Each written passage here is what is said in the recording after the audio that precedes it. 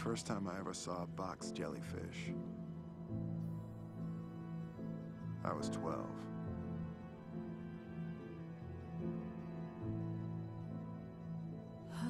My father took us to the Monterey Bay Aquarium. I never forgot when he said that it was the most deadly creature on Earth. To me, it was just the most beautiful thing I'd ever seen.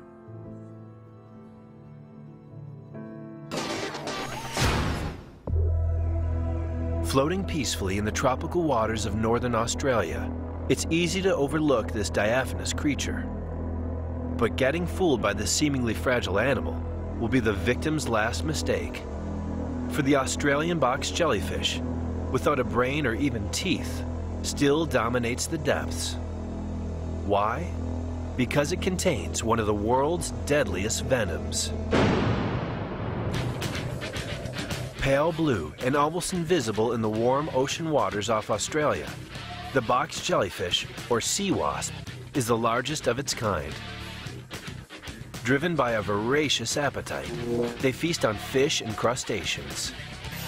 Yet by not having a discernible mouth, the jellyfish directly absorbs the food into its stomach. Whether hunting alone or in menacing schools numbering in the hundreds, the box jellyfish is a surprisingly aggressive predator. Although they normally drift through the deep ocean, patiently waiting for unsuspecting prey to cross their path, they are capable of chasing down victims by squeezing their bodies like a pump to propel themselves backwards. The box jellyfish is outfitted with 15 deadly tentacles clustered at the four corners of its body, each tentacle reaching up to 10 feet long. Covering every inch of those lethal strands is roughly 2.5 million stinging capsules, called nematocysts. When triggered by touch, these stingers fire a spring-driven harpoon 3 milliseconds after being activated. That's 10 times faster than the speed of a car airbag inflating. Unlike other jellyfish, Irukandji has stinging cells on its bell. Why? Jamie can only guess. On the tentacles, the stinging cells cluster on what look like drops of water. The stingers fire only once, but they're constantly replaced.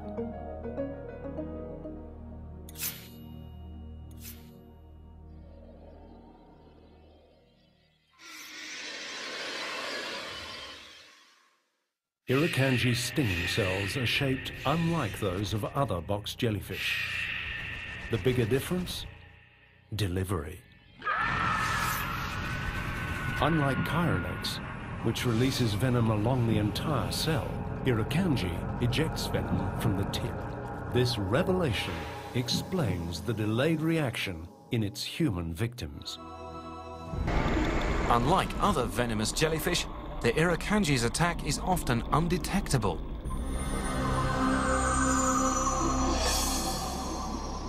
The victim is often left with no pain, no marks, and no clue that they've been stung. Until 30 minutes later, when the toxins reach the heart and nervous system. Then the sudden onset of symptoms. Pain beyond measure racks the entire body. It's known as the Irukandji syndrome. In rare cases, blood pressure doubles, heart rate triples, and death from stroke or heart failure occurs. No one knows exactly why a creature that hunts the tiniest of prey needs a weapon powerful enough to kill a human.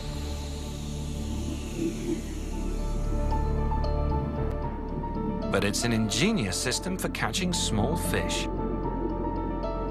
The Irukandji snares prey with its long tentacles, paralyzing it instantly.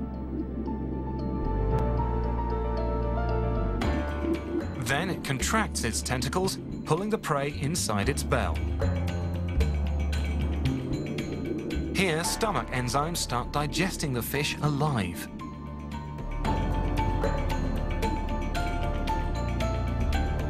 hurt him? Yeah. Jamie says he can't get a proper grip with gloves, so small stings are just an occupational hazard. Yeah, that'll do us. That's enough. What would happen if you got all that tentacle on you? Oh, look, there's enough tentacle on that animal to probably kill 15, 20 people. Seriously? Oh, easily. Easily. Minute and a half. It's all over. Your heart stopped, and that's the end of it. You're holding that with your bare hands. I've got the non-bitey end.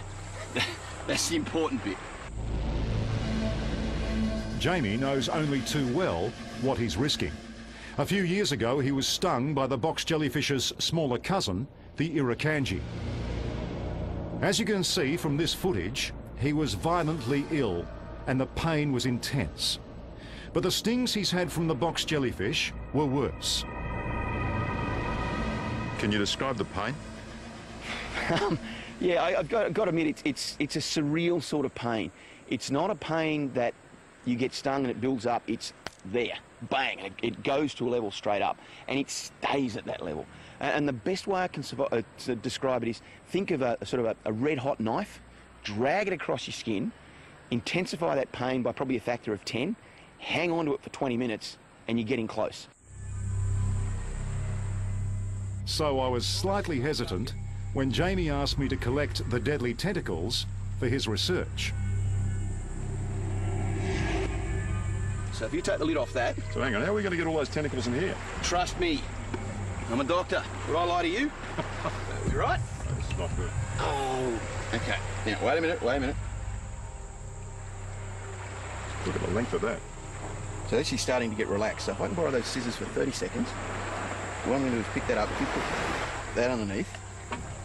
So if I copped all this now... You're dead. Right, thank you. That's all right. There's a great element of trust. You need not watch me, watch the container where the tentacles are. That's it, right. Now, if you want to cut those tentacles off as close to the body as you possibly can. A little lower, lower down. Yep. There? Yep, about there. That's great. Yep. That's a lot of firepower in there. Oh, absolutely. And that firepower may become a very effective medical tool. Once they learn why the venom is so lethal to the human heart, they might be able to turn it around from a curse into a cure for heart patients. You may be able to then attach another drug to it and get that to the heart.